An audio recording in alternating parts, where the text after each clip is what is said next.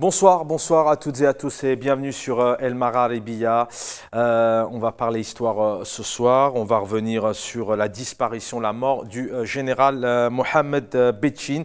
C'est le titre de l'émission qui emporte avec lui ses secrets. Notamment, il n'a jamais rien dit. Pour la presse, mais aussi pour le peuple algérien.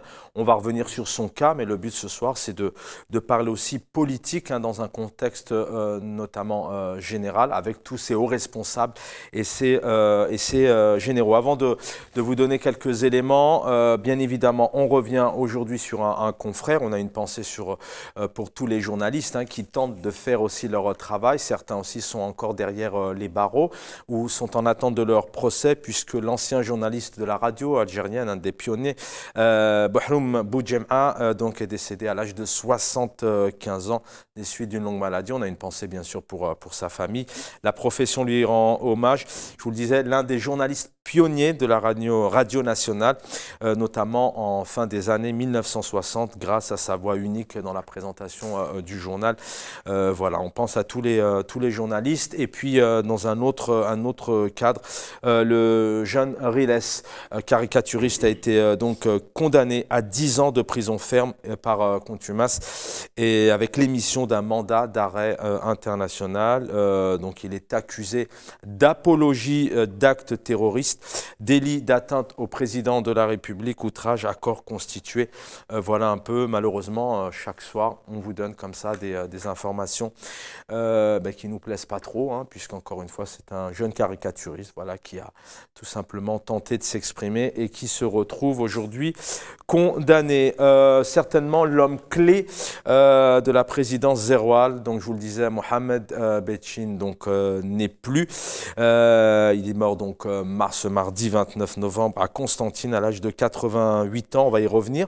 Mohamed Bechtine, sachez-le, était certainement l'homme de confiance de Liamine, du président Liamine Zeroual, est présenté d'ailleurs comme un personnage le plus influent de la présidence entre 94 et 99. Il est donc né en 34 dans la même ville, donc Constantine, de l'est de l'Algérie. Il a rejoint notamment l'ALN en 55, mais son passage notamment à la tête des services entre 88 et 90, puisque rapidement après les événements du 5 octobre, le 29 octobre, donc il a été nommé au service du renseignement. C'est ce qu'il fera connaître notamment du grand public. Donc il était présent, pas aux responsabilités, mais présent notamment en ce début d'octobre 88 et début des années 90. Il est remplacé par le général Mohamed Mediane, dit Toufiq. On va bien évidemment revenir sur ces généraux, leur silence bien évidemment. Souvent ils emportent avec eux sans rien dire, mais souvent ils ne sont jamais entendus pour certains, puisque certains aussi ont un certain degré de dossier qui font polémique, et puis certains sont notamment souvent honorés, comme dernièrement encore dans le cadre de cette journée de l'armée le 4 août dernier, où le président de la République, je le rappelle, Abdelmadjid Tebboune, a honoré donc d'anciens généraux, comme par exemple Nezar, entre autres, et Toufiq, Mohamed Mediane. Avec nous sur le plateau, Youssef Amar Khoja, quel plaisir de le retrouver, militant politique, hirakiste. Bonsoir, cher Youssef Amar Khoja. Bonsoir, Chavan, et bonsoir à tous les téléspectateurs de El Marharibiya au pays. Merci d'être avec nous. Ilyes Djebaili, ingénieur économiste, vous êtes militant politique, hirakiste, bienvenue à vous. Merci Chaban, merci pour ton invitation et nos salutations à tous les téléspectateurs de El Marharibiya. Merci, et on devrait avoir Adel Djebar, on a eu le plaisir de l'avoir hier soir, mais il était important aussi ce soir de revenir avec lui sur cette période. D'abord vu même s'il est encore tout jeune, mais vu son expérience, et puis c'est aussi un domaine qui lui parle et qui l'intéresse énormément. C'est Adel Djebar, bonsoir. Bonsoir Chaban, merci pour l'invitation encore une fois. Bonsoir Youssef, bonsoir Ilyes. Aujourd'hui, s'agissant de ce sujet-là, je me suis mis au goût du jour. J'ai mis ma tenue militaire aussi. Merci pour ces couleurs kaki. Eh bien, je vais commencer avec vous, Siad El-Djebbar. D'abord, comme ça, en quelques mots, peut-être que vous avez des éléments. Qu'est-ce que représentait, alors il fait partie de ces personnes qui étaient au service, général aussi, il fait partie aussi d'une période un peu particulière, notamment rapidement, je le disais, vers le 29 octobre 88, il est nommé aux responsabilités, notamment au renseignement. Voilà, si je vous dis Mohamed Betin, paix à son âme, bien évidemment, qu'est-ce que ça vous évoque en quelques mots? Franchement, rien. Absolument rien. Il a fait partie d'une oligarchie de généraux qui ont ruiné ce pays-là. Ils n'ont jamais rien construit. Sa participation a été complètement anodine. C'est un monsieur qui était chef de bataillon. Moi, je me rappelle de lui en 67, quand il venait dans un hôtel à Constantine, que les Constantinois connaissent, qui s'appelle le Panoramique de Constantine.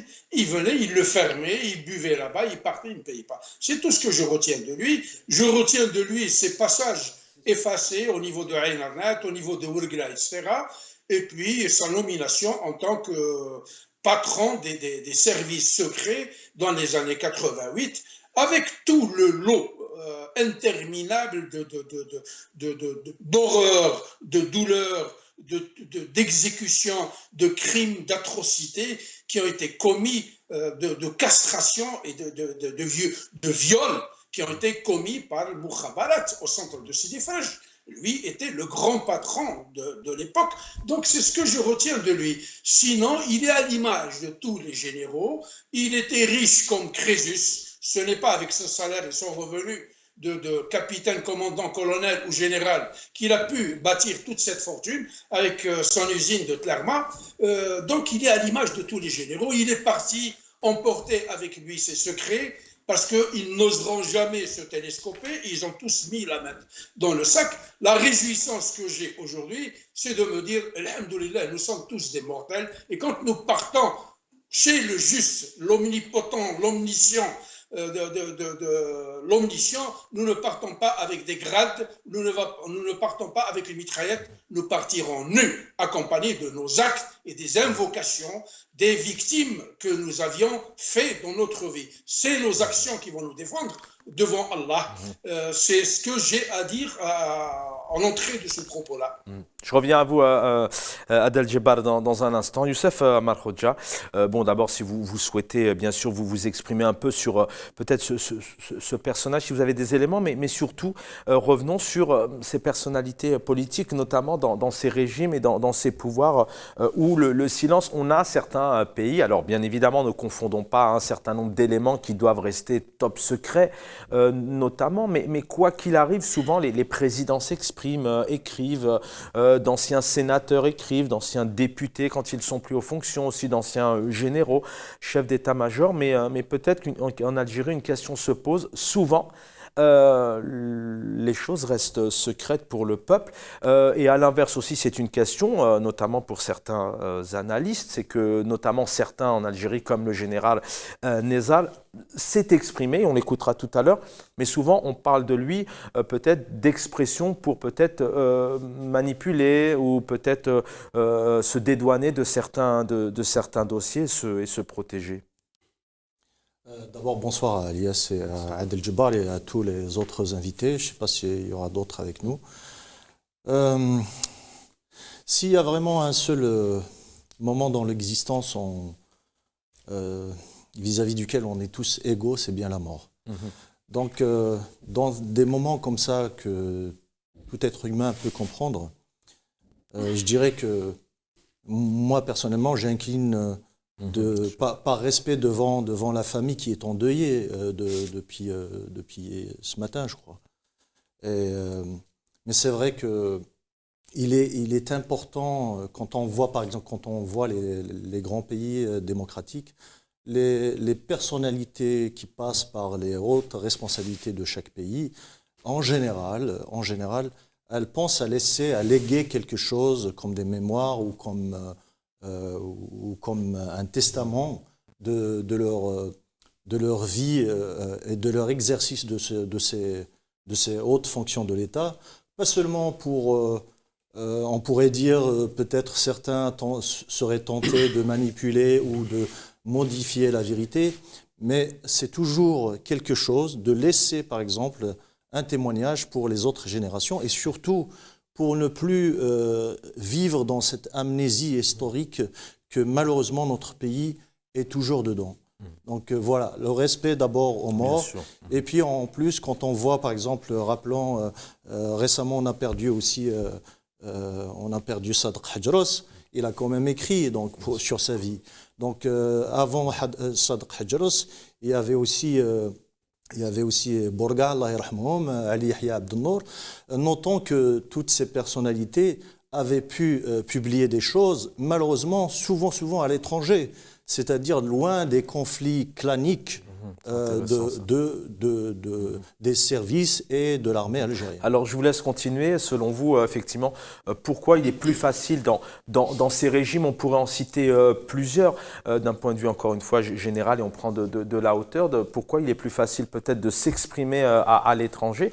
Et deuxième question, je pousse un peu plus, selon vous et vos analyses et vos expériences, pourquoi ces personnalités-là, elles sont aux responsabilités d'un pays, pourquoi elles se taisent? C'est pour se protéger? C'est parce que dans ces pays-là, il est important aussi de se protéger peut-être le peuple, ou à l'inverse?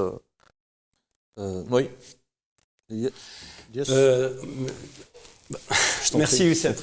Donc tout d'abord, en fait, en tant qu'humain, donc je dis toutes mes condoléances à la famille de Mohamed Bettine, Allah yarhamou. Alors, ça sur le plan humain, parce que devant la mort, nous devrions nous incliner devant la mort. Et la mort, quand elle frappe tout le monde, le riche, le pauvre, le général, le simple citoyen, c'est-à-dire, elle ne choisit pas. Et il n'y a que l'histoire qui garde les faits et les actions de toute personne durant sa vie. Alors, si j'ai bien compris le sujet, c'est par rapport à Mohamed Bettine. Il a tiré sa révérence sans avoir livré tous les secrets qu'il sait d'ailleurs durant l'histoire récente de l'Algérie. C'est-à-dire la conférence nationale de 1994, la négociation avec l'AIS, l'arrivée du RND aussi. Absolument, parce que l'arrivée du RND, c'est-à-dire il est un des membres fondateurs du RND, du Rassemblement National. Hein, c'est ça, le RND. L'initiative du RND, la création du RND, cette initiative, c'est Bouhmoud Allah yarhamou, c'est le président de l'UGTR. Aussi, il part avec le secret pourquoi Yamin Zarouane il a démissionné, la démission de Yamin Zarouane, et aussi le choix et l'arrivée de Bouteflika. Donc, il est parti avec cet amas, toute cette panoplie de connaissances, sans avoir livré le moindre détail. Et je dirais, dans les États de non-droit, dans les États non démocratiques, d'ailleurs, si on fait une petite extrapolation, on essaie de transposer en Amérique du Sud, comme le Chili et l'Argentine, qui sont considérés des dictatures militaires d'extrême droite, voilà, hein, c'est des dictatures militaires d'extrême droite, aussi bien le Chili de Pinochet et l'Argentine de Videla, la même chose, il y avait des généraux qui sont morts sans avoir livré le moindre détail. La question aussi, pourquoi n'a pas publié? Eh bien, il a quitté ce monde sans avoir livré. C'est ce que je demandais à Youssef Amal Khoja pour pousser un peu le... Oui. Je vous relance un peu juste les deux points. Parce qu'on veut garder le secret, parce qu'il est mort, on veut garder le secret, protéger sa famille, protéger son entourage, protéger le régime. Et, il était quand même patron de la Direction générale de la protection et de la sécurité si ma mémoire est bonne, d'octobre octobre 88 à fin 90, promu général en 88.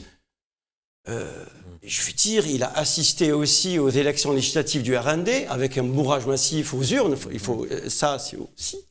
C'est démêlé, c'est controverse, un peu, c'est démêlé dans les affaires. Voilà. Donc, maintenant, la question, pourquoi n'a pas publié des mémoires, pourquoi n'a pas écrit un livre? Je pense on est dans une dictature militaire, on est dans un état de non-droit. On décède avec nos secrets, on emporte les secrets dans nos propres temps. C'est ce que je disais tout à l'heure, et je vous relance là-dessus, Youssef Amal Khodja, et on voit encore votre fair play d'avoir directement donné la parole à Elias Jebaili. C'est important ce que vous disiez. Pourquoi, justement, dans ces pays-là, parfois il est plus facile de s'exprimer à l'extérieur? C'est quoi? C'est parce qu'on a peur. Ça veut dire que 30 ans après, on parlait tout à l'heure du jeune Riles, et on pourrait en citer plein. Ça veut dire qu'en Algérie, on a peur de s'exprimer pour protéger les siens, par exemple. C'est une des raisons principales, encore aujourd'hui. Il est plus facile de parler à l'extérieur que d'écrire, notamment l'histoire. Absolument, c'est vraiment le problème fondamental de l'État algérien. C'est qu'au lieu de favoriser la sécurité, la sérénité, pas seulement des personnalités, mais aussi de leurs familles et de leurs proches. Et c'est que dans la paix et dans la sécurité que l'expression peut être libre. Donc quand on voit des personnalités algériennes venir fuir d'abord le pays pour pouvoir parler à l'étranger, et ce qui est encore plus malheureux, c'est que on est arrivé à une situation où on s'exprime à partir d'un pays ancien colonisateur de l'Algérie. Donc je jette pas la faute à la France ou à d'autres pays, c'est simplement la faute est en nous. Donc le péché originel est bien chez nous. Et quand moi je regrette par exemple c'est regrettable de voir que le Hirak n'a pas encore réussi à instaurer un état de droit et l'état de droit qui garantit la paix entre les citoyens et surtout l'égalité vis-à-vis de la justice, avec une justice indépendante. N'importe quelle personnalité ou personne ou citoyen ou citoyenne pourrait s'exprimer, pourrait témoigner de quelque chose en ayant la certitude de ne pas être poursuivi ou être poignardé dans le dos. Et tout en ayant aussi la certitude que si elle a fauté, elle va payer seule sa faute ou son erreur sans en hériter les descendants ou les ascendants, c'est-à-dire de la famille.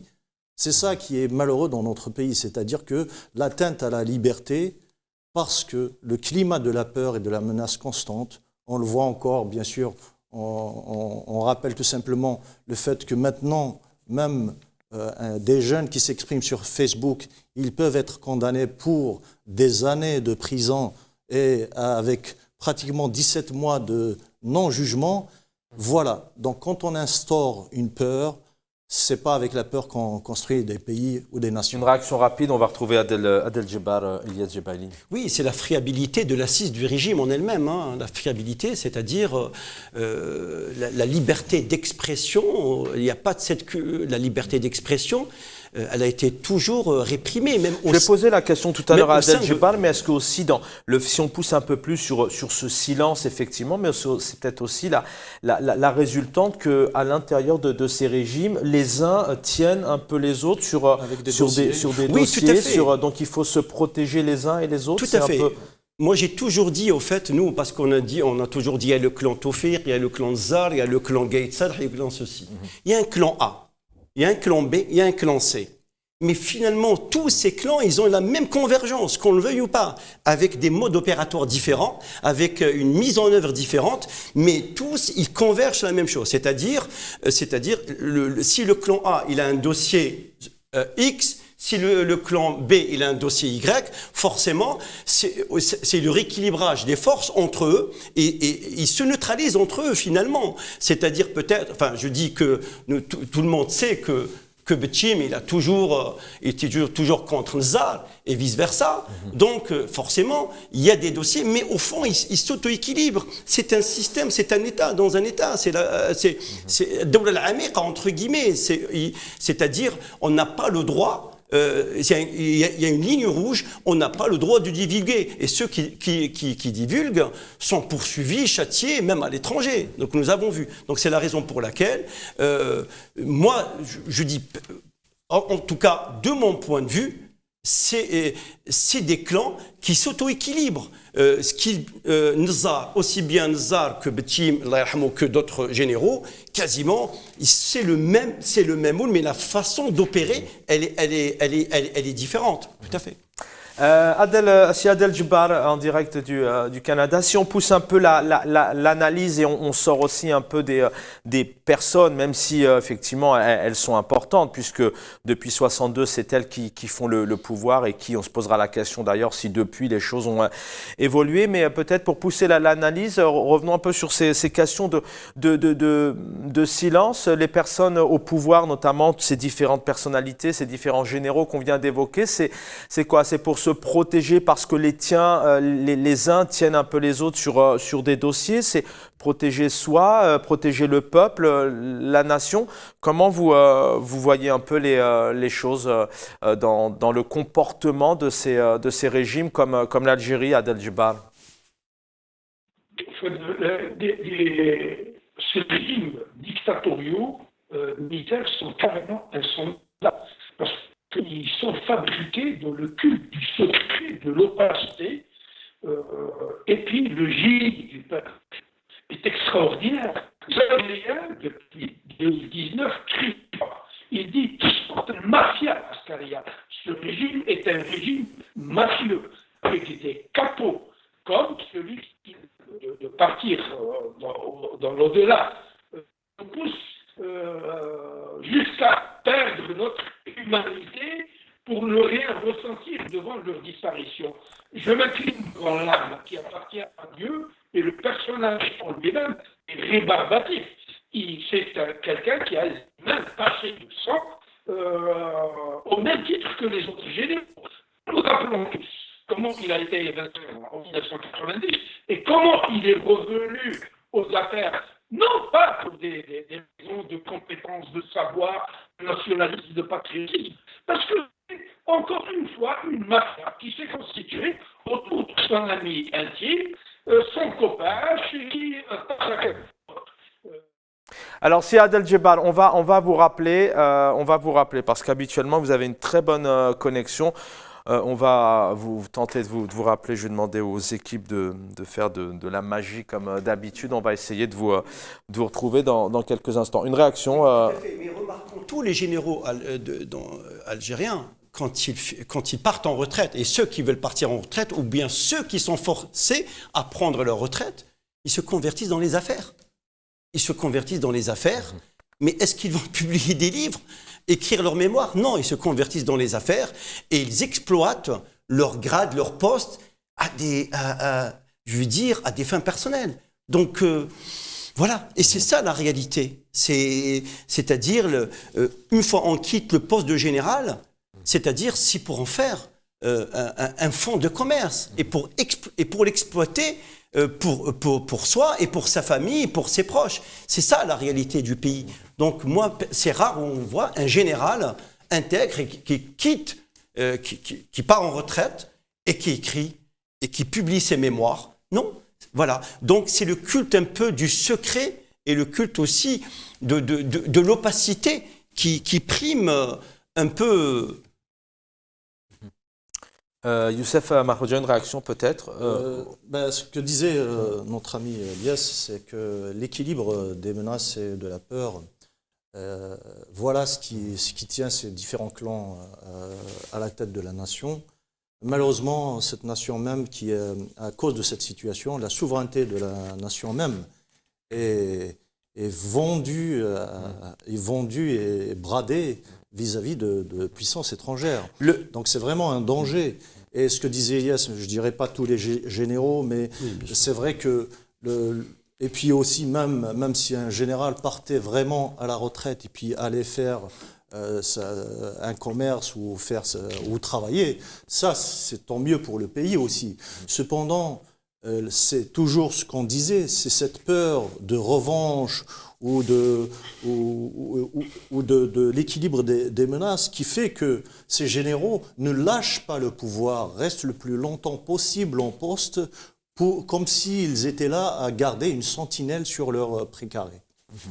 Alors, peut-être un mot sur le relationnel aussi avec, dans ce monde. On sait que l'armée est très présente en Algérie, hein, on n'invente rien.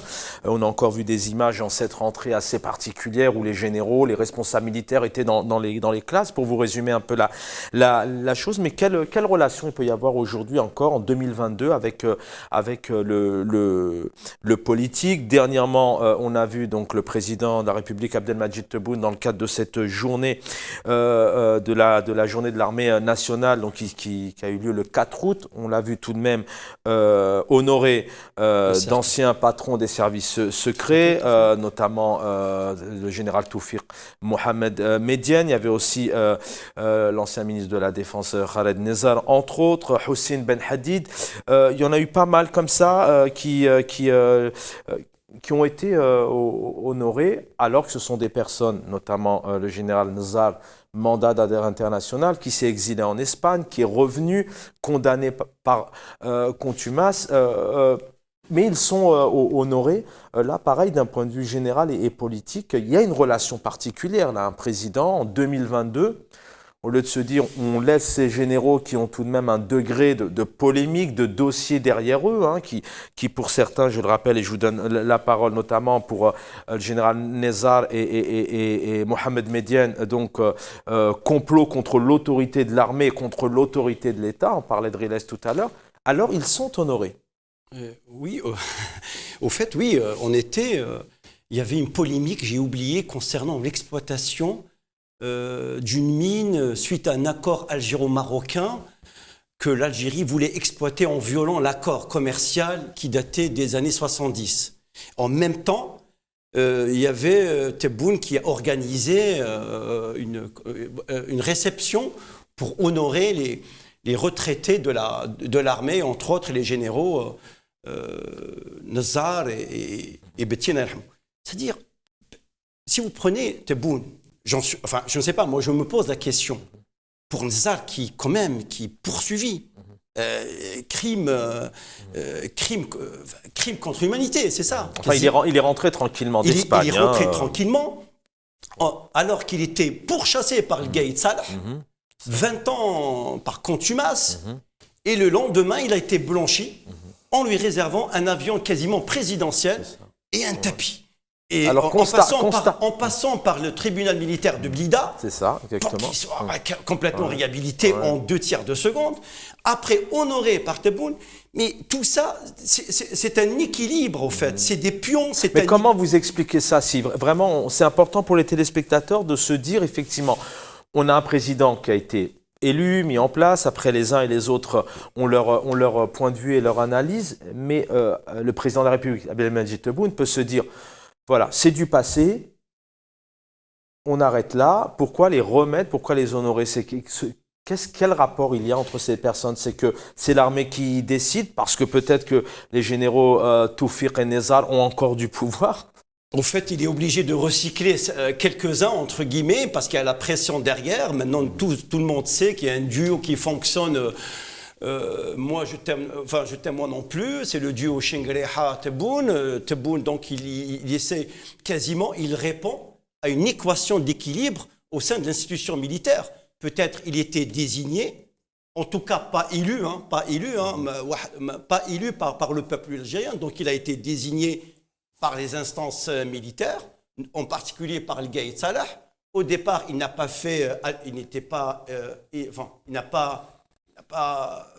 été désigné de façon unanime, on va dire comme ça. C'est un président par défaut. Au fil du temps, il commence un petit peu à répondre aux attentes de l'institution militaire, mais pas celles du peuple algérien. Il fait consensus au sein de l'institution militaire. Il répond. Maintenant, il prépare un peu ses élections de 2024. Forcément, il doit satisfaire certains clans. Il est du côté du plus fort. Voilà. C'est ça la réalité du terrain. Lui, c'est-à-dire, il faut se mettre à l'évidence, c'est l'armée qui gère.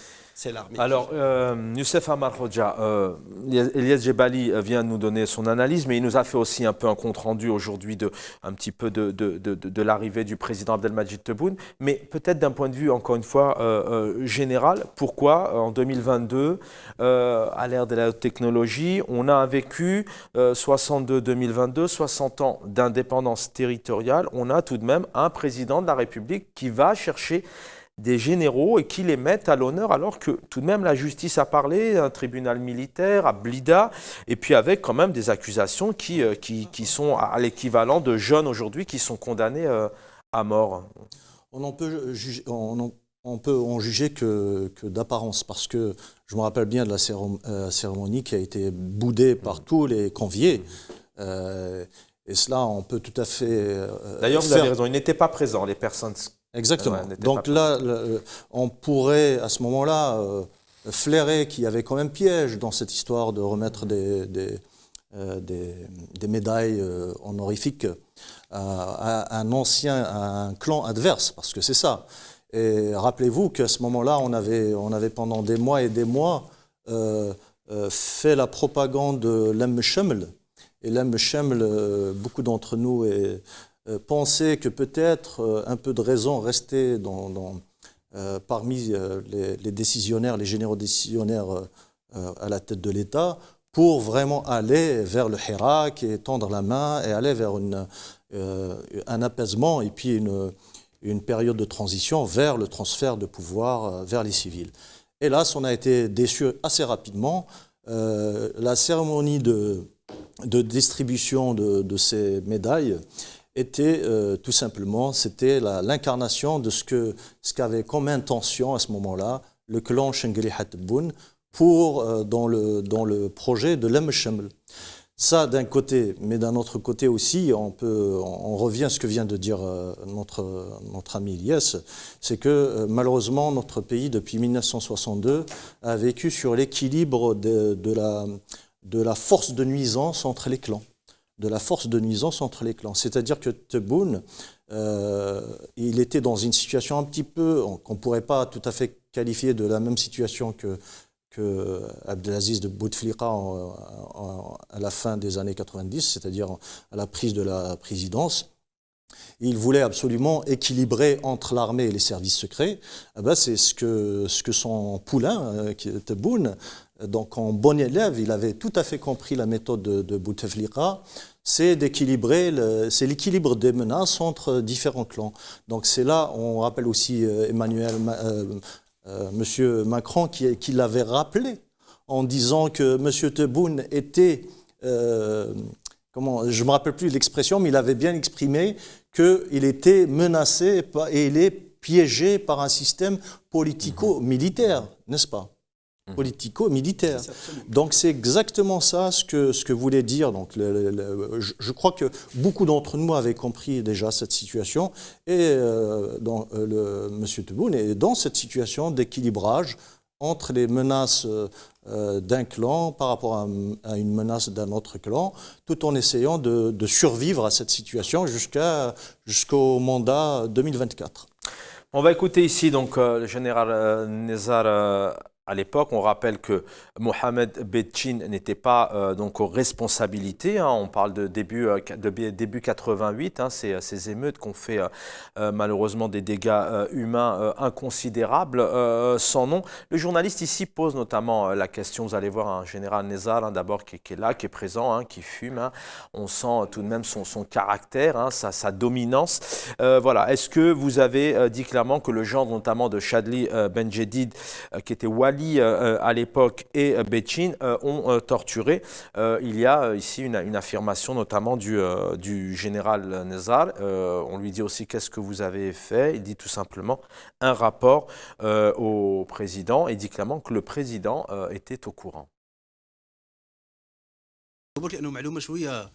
لقيت هذا لو تيغر وهو مسؤول في الامن العسكري بتشين لقيت بتشين وي ولقيت واسمه الوالي نسيب الشادلي الصهر الشادلي بن جديد متورطين في التعذيب فوالا واش درت؟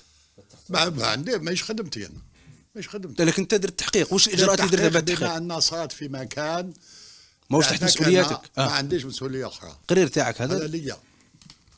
انت مديت خدمه التحقيق وخليت عندك. على بالهم جماعه، على بالهم. على بالهم. الناس كلها على بالهم. شكون الناس اللي على بالهم؟ الرئيس على باله، سمعتني الرئيس شادلي بن جديد هذيك وقتها؟ ياسر على باله، الناس كلها على بالهم، وكنت تكلمت عليها وكتبتها. انا الكتاب اللي خرج من عند سميان محمد، شفاو عليه والله، إل بارل. شكون اللي عطى المقاله؟ انا اللي مديت المقاله. انا اللي قلت له تكلم على كطبابيت، الاول اللي تكلم الكتاب الاول اللي تكلم على كطبابيت، انا المقال تاعي وتكلمت عليها في كل كتب نتاعي. تكلمت على كطبابيت، دوك تحطوا لي اسئله ونعاودوا ونعيدوا، وقلت لكم هذيك حكايه تاع الاولى مانيش. Siad El Djebar, est-ce qu'on vous a retrouvé? Je crois que oui. Est-ce qu'on vous entend?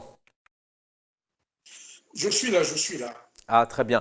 Alors, peut-être, bon, d'abord, une réaction sur ce que vous disiez un peu tout à l'heure, sur peut-être ces personnes, anciens généraux, responsables, qui sont dans le silence. Est-ce que c'est justement pour se protéger? Est-ce que les uns se tiennent avec les autres? Et puis, un point aussi sur ce rapport avec la politique, puisqu'ils reviennent toujours un peu sur la scène.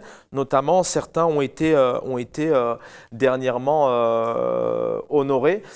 Et puis là, voilà, on rappelle tout de même que vous pouvez réagir là-dessus, que Mohamed Betchin avait aussi, lui, proposé de s'ouvrir à l'époque, notamment envers Hossein Ait Ahmed, envers Mehri. Et rapidement, on a vu notamment un président notamment perdre ses fonctions, entre autres. Je vous laisse réagir là-dessus, il nous reste quelques minutes. Ce que je voudrais dire, c'est que Tebboune est un faire-valoir, c'est un employé qui obéit aux ordres. Il ne prend absolument aucune décision. Pour étayer mon propos, il a été royalement ignoré lors de cette séance parce que Nezar, Fiq, Jibbar Mhenna, etc., ils savent pertinemment que c'est leur ennemi mortel qui les a mis en prison, qui les a poursuivis, qui a intronisé de force ce Tebboune. Ça, c'est le premier truc. Deux, je voudrais moi, comment dirais-je, aller dans le détail pour vous dire que ces gens-là ne sont que des tigres en carton. Vous voyez un général qui tirait ou qui donnait ordre pour tirer dans la poitrine d'enfants en 1988 avec des armes de guerre, qui prend la poudre d'escampette, qui abandonne ses biens qu'il a illégalement et illicitement constitués en milliards de dinars pour aller se réfugier à l'étranger ou des millions d'euros ou de dollars. Alors vous parlez du général Nezar, hein? Confiance à un général comme ça dans un état de guerre. Moi, je ne leur fais jamais confiance. Il est en train de dire on est dans une machaïcha. Nous ne sommes pas dans un état. Parce qu'on n'a jamais pu, avec une secte satanique comme ça, dans la matrice satanique, construire un État moderne avec des institutions pérennes qui survivent au départ des gens. Ce régime-là est constitué par des généraux mafieux. Leur pouvoir est un pouvoir siloïque. Chacun gère un silo. C'est comme une meute de loups. Quand il y a une partie de cette meute qui est fragilisée, elle est tout de suite attaquée par les autres. Malheureusement, ça continuera. On va vous récupérer par téléphone, cher Adel Djebar. On a un petit souci d'Internet, c'est la première fois que ça arrive. On va certainement vous récupérer par téléphone.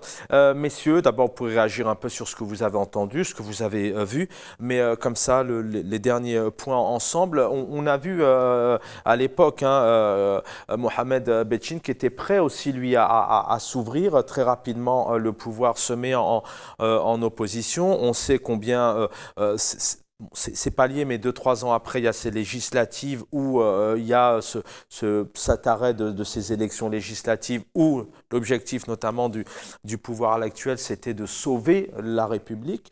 Est-ce qu'à chaque fois qu'il y a une certaine ouverture, notamment de Mohamed Bechtine à l'époque, et de ces législatives, on le rappelle, où tout de même le fils arrivait en tête, est-ce qu'à chaque fois qu'il y ait une ouverture, tout de même, le pouvoir s'oppose? Est-ce que 30 ans après, on en est aussi toujours là? Je vous laisse réagir un peu sur ces axes et puis sur ce que vous souhaitez, bien sûr. Moi, je me pose la question, enfin, l'initiative fondée le parti, le RND, par Mahmoud Allah Yarhamout, qui a été assassiné après, sa création, à cette époque-là, ne plaisait pas au régime.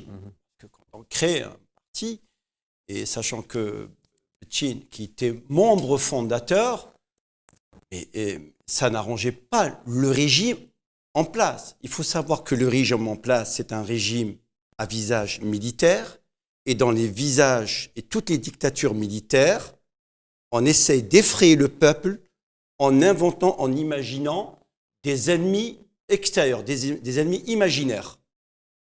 Mais entre eux aussi, par la peur, c'est normal. Et aussi, entre eux, ils essayent d'articuler sur 3 critères très simples: la peur, la menace et le chantage. Donc, qu'on le veuille ou pas, Chine, il voulait apaiser les choses. Il voulait aller dans le sens de l'apaisement. Après, le degré, maintenant, est-ce que je suis mal placé pour évaluer la nature exacte, l'intensité, la façon, comment il voulait apaiser les choses? En tout cas, il voulait apaiser les choses. Le duo Zerouel Bechtine, ça ne plaisait pas au duo Nzar Tawfiq. C'est quasiment, c'est un clan. Regardez, là, un clan A, un clan B, ou un clan X, un clan Y. Donc forcément, on essaie de les évincer, de les pousser à la porte. On a réussi à évincer Zerouel, on l'a poussé à la démission, quasiment, voilà. Et après, Bechtine. Donc, ça veut dire, qu'on le veuille ou pas, si un clan A... Alors, un Mohamed Bechtine qui est attaqué à la fois par Nzar, mais qui est nommé au renseignement très rapidement aussi. Tout à fait. Mais après, le vrai patron, après 90, le vrai patron, c'est, comment dirais-je, c'est Tawfiq. Bechtine, il est devenu l'homme de confiance de Zerouel, son ministre conseiller un petit peu dans les trucs officiels. Mais sinon, vous avez clan A, clan B, toujours c'est des clans militaires. Celui qui prend le dessus, est-ce qu'il va s'éterniser ou pas? On ne sait pas, parce qu'il y a toujours un clan qui va revenir. On a vu en 2019 le pouvoir nocif de Gaïd Salah, qui a mis en prison Tawfiq Nzar carrément. Il a fait tout le lessivage, si je me permets cette expression. Après, on voit très bien maintenant, ceux qui reviennent en force, c'est Nzar et Tawfiq. Mais après tout, c'est des clans militaires. C'est des clans militaires, ça veut dire on n'est pas en démocratie, ça veut dire on n'est pas dans un état de non-droit. Et sincèrement, selon vous, est-ce que réellement ils ont un pouvoir, ces anciens généraux? Absolument, absolument. Encore aujourd'hui? Absolument. Ils ont un pouvoir vraiment terrible. On ne les voit pas en tout cas. Oui, on ne les voit pas, mais Mohamed Mediane et... Oui, mais ils sont derrière le rideau, forcément. C'est un pouvoir qui dans le secret, qui est dans le secret. La preuve, si je peux revenir rapidement 2 secondes, les manœuvres militaires qui devaient être mises en œuvre entre la partie russe, entre l'armée russe et l'armée algérienne, qui ont été annulées. Vous n'allez pas me dire que tous les clans étaient d'accord pour ces manœuvres. Forcément, il y avait un clan qui était pour les manœuvres et un autre clan qui était contre les manœuvres. Et celui qui était contre les manœuvres, il sort vainqueur. Mais est-ce que nous savons le nom de ce vainqueur? Parce que l'annulation de ces manœuvres militaires à Béchar, à 50 km de la frontière marocaine, n'a pas plu ni aux Européens, ni aux Américains. Mais qui est le vainqueur de ce clan? C'est un clan militaire, mais nous ne savons pas le nom. Youssef Amar Khojaïn. Oui, pour 2 points.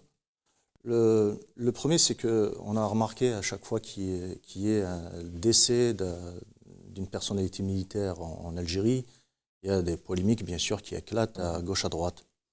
Et ça, c'est aussi...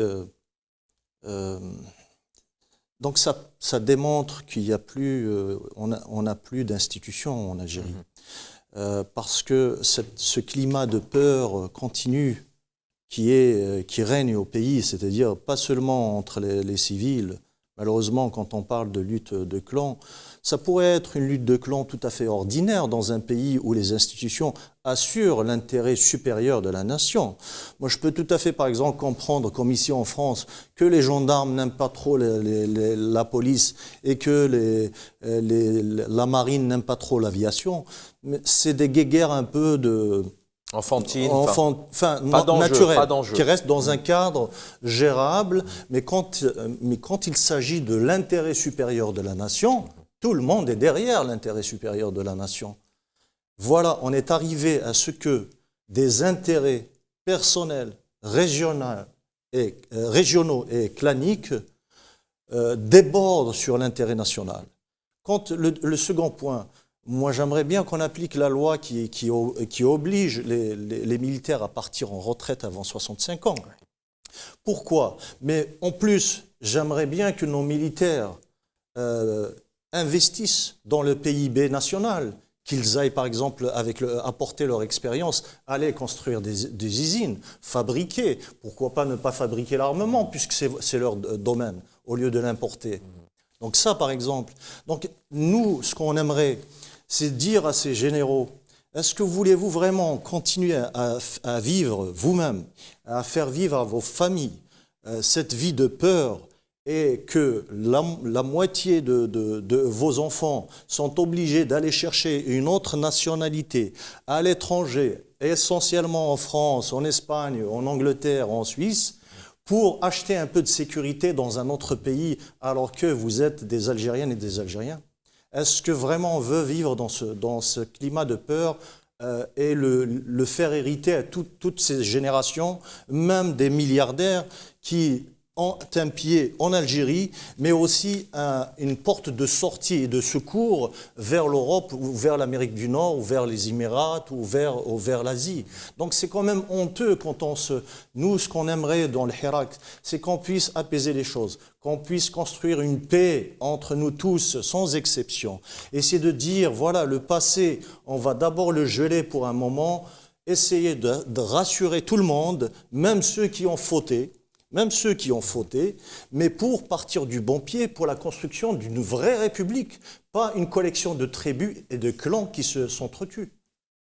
C'est vrai que c'est l'objectif du Hirak, hein, c'est d'avancer, pas spécialement pour l'instant se préoccuper des anciens dossiers. Alors je crois qu'on a retrouvé Adel Djebbar, merci l'équipe en régie.